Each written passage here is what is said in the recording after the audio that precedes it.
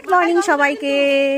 তো বালুরঘাটে আজকে প্রথম সকাল, আর আমি কিন্তু মোটামুটি রেডি হয়ে গেছি। এখন খালি শাড়িটা পরা বাকি আছে।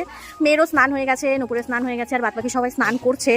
আর আমার বরকে গেছে আনতে বাস স্ট্যান্ডে, কেননা ওর বাস আসার কথা ছিল 5টার মধ্যেই, কিন্তু বললার ওখানে এতটা ভিড় ছিল যার জন্য পুরো গ্যাঞ্জাম ছিল, তার জন্য মানে আসতে পারিনি। রাস্তায় ভীষণ জ্যাম ছিল রাস্তার মধ্যে। তো যাই হোক, ওকে আনতে গেছে, ও এখন চলে আসবে। আর তারপরে সবাই মিলে রেডি হয়ে যাব আমরা বললাতে পুজো দেওয়ার জন্য, মানে যেই উদ্দেশ্যে আমরা এখানে এসেছি।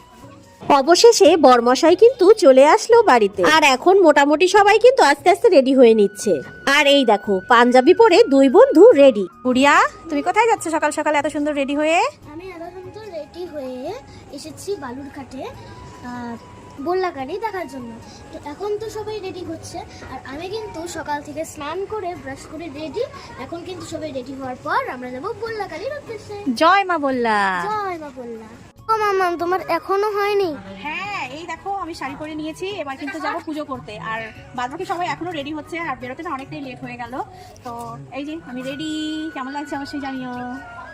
তো ফাইনালি আমরা সবাই কিন্তু বেরিয়ে পড়লাম মা বললার উদ্দেশ্যে। আর এই দেখো পিছনে সবাই আছে, সামনেও আছে। তো সবাই মিলে এখন যাচ্ছি আমরা বললাতে। বাড়ির থেকে বেরোনোর সময় দেখো কি সুন্দর মায়ের মূর্তি দেখতে পেলাম। আর তারপরে দুটো টোটো নিয়ে আমরা বেরিয়ে পড়লাম বল্লাকালীর উদ্দেশ্যে। রাস্তায় আমাদের সঙ্গী হলো এই সুন্দর আত্রেই নদী।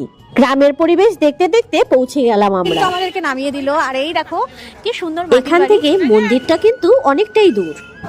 আমরা কিন্তু মোটামুটি পৌঁছেই গেছি। আর এখানে অনেক অনেক না তোমার মাটির বাড়ি দেখলাম, আমি কোনোদিনও আসিনি।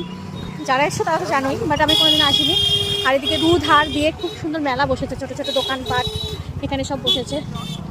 আর যে রাস্তাটা দিয়ে আসলাম খুব সুন্দর, চারিদিকে ধান ক্ষেত, ছোটো ছোটো পুকুর। তো চলো ভেতরে যাই, মায়ের দর্শন করি, তোমাদেরকেও দেখাই।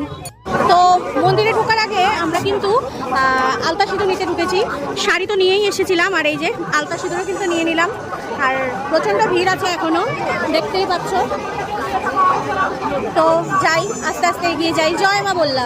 মন্দিরে এসেই যে এত বড় একটা বিপদের সম্মুখীন হতে হবে সেটা কিন্তু আমরা কল্পনাও করতে পারিনি। আর হঠাৎ করে আমাদের কি বিপদ হলো সেটা জানতে হলে কিন্তু অবশ্যই আমাদের নেক্সট ব্লগে তোমাদেরকে চোখ রাখতে হবে। তো আজকের মতন সবাইকে টাটা।